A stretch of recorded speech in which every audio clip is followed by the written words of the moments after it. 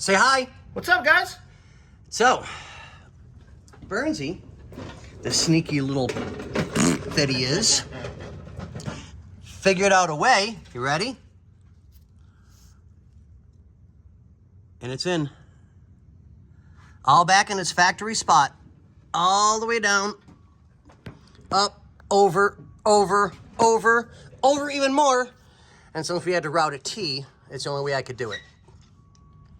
Because the original ran one line to the driver's side port, and then right below it there was another port, and then that port ran across to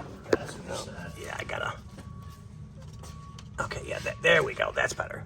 Ran across to the passenger side to hook up, and it routed in through here.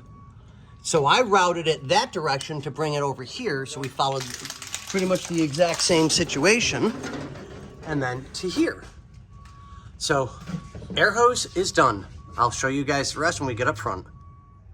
Hello everybody, here we are. So we've got all the old line out. I'm up on the ladder again. So we have, let's see if I can do that a little better.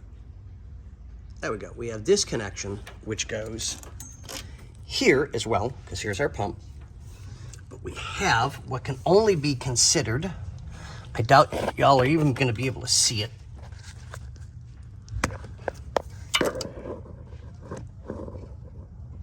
See that nipple sitting all by its lonesome underneath the orange wires? Well, that is where this hooks up to. So I didn't know that was there, so I made sure, as you can tell, we routed it all the way up here and left ourselves with more than enough room if we had to cut or whatever. So what we're gonna do is splice into this hose with the black hose right there, leave the factory original connection, leave this alone here, and just do basically an old school compression fitting for the hose, so that then we keep all the factory original parts as close as we can. It just happens to have all new air hose going all the way to the back of the vehicle. But it now will do its job like it's supposed to.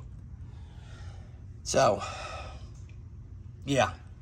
And it's 5 minutes to 2 in the afternoon, and it's 100. So, guess what, guys and girls? I'm going home for the day. And I'll pick this up in the morning when I get in.